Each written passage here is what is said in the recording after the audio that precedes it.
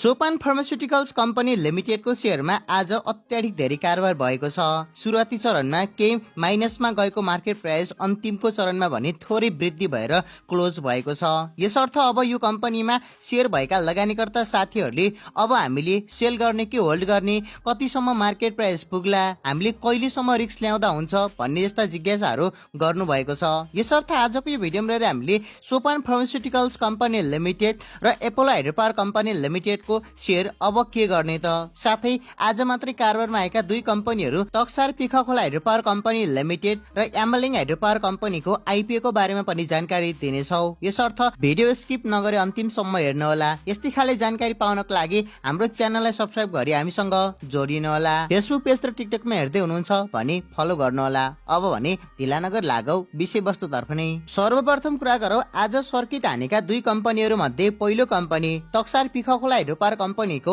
IPO सम्बन्धी जानकारी। कम्पनीले 300 रुपियाँको ओपनिङ प्राइस पाएको थियो भने करिब 15% ले हुन 45 रुपियाँको वृद्धि भएर अन्तिम कारोबार 345 रुपियाँमा भएको छ। अर्थात् 1000 को लगानी गर्ने लगानीकर्ताहरूको मार्केट भ्यालु तक्सार पिखखोलामा 3450 रुपियाँ भइसकेको छ र आजको दिनमा 26 पटकको कारोबारमा 260 सेयरको किनबेच भएको छ। यो कम्पनीको आज पहिलो दिन कारोबारमा आएको हुँदा तपाईहरूले अझै केही दिन मजाले होल्ड गर्नुहोला। कम्पनी ठिकठाक सेयर संख्यामा र राम्रै वित्तीय अवस्था भएको कम्पनी भएको कारणले गर्दा तपाईहरूले 800 देखि 1000 सम्मको टार्गेट राख्न सक्नुहुन्छ यदि मार्केट पोजिटिभ नै रह्यो भने। यो कम्पनीको सप्लाई आउन लाग्यो भने मैले तपाईहरूलाई इन्फर्मेसन दिइराख्ने छु। यसर्थ फेसबुक पेज तपाईहरूले फलो गरेर बस्नुपर्ने हुन्छ। आज सर्किट हान्ने दोस्रो कम्पनी हो यामलिङ हाइड्रोपावर कम्पनी लिमिटेड। यो पनि आज पहिलो दिन कारोबारमा आएको थियो र यो कम्पनीले पनि 300 रुपियाँकै ओपनिङ प्राइस पाएर कारोबारमा आएको हो भने 45 रुपियाँको वृद्धि भएर अन्तिम कारोबार 345 रुपियाँमा भएको छ। यसरी 1000 लगानी गरेर 10 किता सेयर पाउने लगानीकर्ताहरूको मार्केट भ्यालु 3450 रुपियाँ अर्थात् 2450 रुपियाँको प्रफिट भइसकेको छ र यो सुरुवात मात्र हो। आजको दिनमा 14 पटकको कारोबारमा 140 किता सेयरको किनबेच भएको छ। यो कम्पनी अर्को तक्सार पिखुवा भन्दा पनि कम सेयर संख्यामा आएको र वित्तीय अवस्था पनि ठिकठाकै भएको कम्पनी हो। यसर्थ यो कम्पनीको मार्केट प्राइसले 1000 भन्दा माथि जान सक्ने हाई चान्स पनि रहेको छ। अब यो कम्पनीको पनि सप्लाई आउन लाग्यो भने मैले तपाईहरूलाई फेसबुक पेजमा स्ट्याटस राखेर इन्फर्मेसन दिनेछु। यसर्थ तपाईहरूले फेसबुक पेज त अनिवार्य फलो गर्नै पर्ने हुनेछ।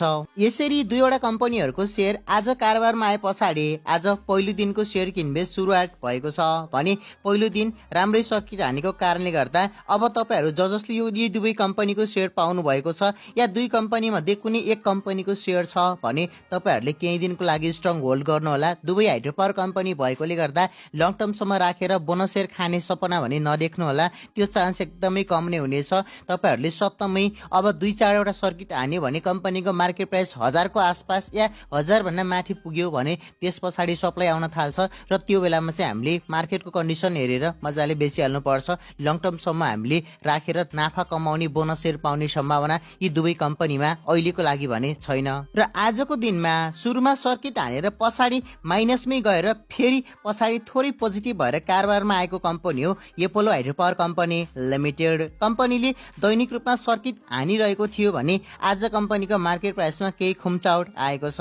यो कम्पनीले आजको दिनमा 1000 भन्दा बढी पनि मार्केट प्राइस पुग्न सफल भएको थियो तर पछि सप्लाई आए पछाडि कम्पनीको मार्केट प्राइस भन्ने डाउन भएको। आजको दिनमा यो कम्पनीले 961 रुपियाँ 80 पैसाको ओपनिङ प्राइस पाएको थियो भने जसमा कम्पनीको हाई प्राइस 1053 रुपियाँ 40 पैसासम्म पुगेको थियो र लो प्राइस 877 रुपियाँ 10 पैसासम्म झरेको थियो र मार्केट क्लोजिङ हुँदा कम्पनीले कुल 5.26% ले हुन 48 रुपियाँ 20 पैसाको वृद्धि भएर 964 रुपियाँ 20 पैसाको अन्तिम कारोबार भएको थियो।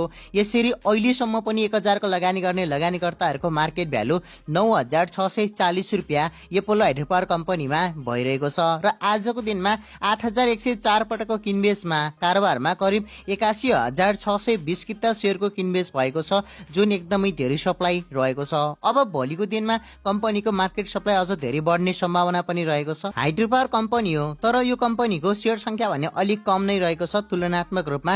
यसर्थ यसर्थ भोलि या पर्सिसम्म थोरै थोरै वृद्धि हुन सक्ने सम्भावना भने पक्कै पनि देखिन्छ। त्यति धेरै सर्किट नै हान्ने सम्भावना भने गाह्रो नै छ, तर थोरै वृद्धि हुन सक्ने सम्भावना केही देखिन्छ। ठुला लगानीकर्ताहरूले आज सेयर किनेको देखिन्छ र भोलिको दिनमा केही प्राइस बढ्छ कि भन्ने चाहिँ छ। तर तपाईँहरूले मार्केट चनाखो भएर हेर्नुपर्ने हुन्छ। मार्केटको कन्डिसन हेरेर आइपिओबाटै परेको सेयर हो भने तपाईँहरूले हेरेर बेच्दा हुन्छ, त्यति धेरै लोभ नगर्दा हुन्छ। एपोलो हाइड्रो पावर कम्पनी लिमिटेडको सेयरलाई पनि तपाईँहरूले लङ टर्मसम्म राखेर लाभांश पाउने, स्पेसल्ली बोनस सेयरहरू पाउने सम्भावना देख्नुहुन्छ भने त्यो सरासर गलत हुनेछ। तपाईँहरूले यो कम्पनीबाट पनि अबको 1-2 वर्षभित्रमा लाभांशहरू पाउने सम्भावना एकदमै न्यून रहेको छ। कम्पनीले एकदमै लाभांश नै दियो भने क्यास डिभिडेन्ड देला थोरै, नत्र बोनस सेयर दिने सम्भावना न्यून नै रहेको छ। बरु कम्पनीले पछाडि राइट सेयरहरू निष्कासन गर्ने हाई चान्स भन्ने देखिन्छ। यो कम्पनीको सेयर तपाईँहरूले आइपिओ मार्फत पाउनु भएको छ भने मार्केट भ्यालु हेरेर कम्पनीको सप्लाई हेरेर बेच्नुहोला र अहिले नै प्रफिट बुक गर्नुहोला। बरु पछि कम्पनीको सेयर अलिकति मार्केट प्राइस डाउन भयो भने तपाईँहरूले फेरि बाई गरेर राख्न सक्नुहुन्छ, धेरै किता किन्न सक्नुहुन्छ। अब कुरा गरौँ तपाईँहरू सबैजनाको पर्खाइको विषयवस्तु सोपान फार्मास्युटिकल्स कम्पनी लिमिटेड एसओपिएल को कारोबार बारेमा जानकारी। यो कम्पनीको मार्केटमा आज नेगेटिभ नै गएको थियो प्राइस, तर लास्टमा भने कम्पनीले के रिकभर गरेको छ र थोरै पोजिटिभमा गएर कम्पनीको अन्तिम कारोबार भएको छ।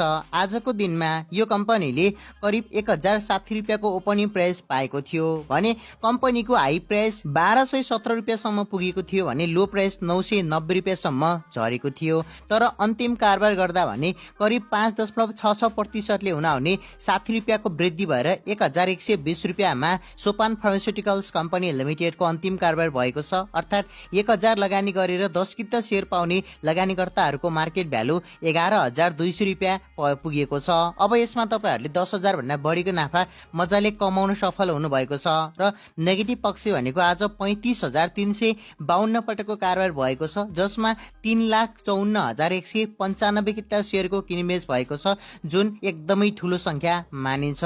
आफैमा ठुलो संख्यामा आइपिओ निष्कासन गरेको कम्पनी हो सोपान फार्मास्युटिकल्स कम्पनी र वित्तीय अवस्था पनि एकदमै कमजोर वित्तीय अवस्था भएको कम्पनी हो। कम्पनीको इपिएस थोरै पोजिटिभमा देखिए पनि प्रतिशत नेटवर्क 100 भन्दा निकै कम भएको कारणले गर्दा पनि यो कम्पनीमा हामीले ओमेगा सिरीमा जस्तो 2100-2200 पुग्ने आश भने पक्कै पनि गर्नु हुँदैन। त्यही पनि आइपिओ मार्फत पाएको सेयर हो, म जोखिम लिन्छु भन्ने सोच्नुहुन्छ भने तपाईँहरूले त्यही अनुसारले डिसिजन गर्न सक्नुहुनेछ।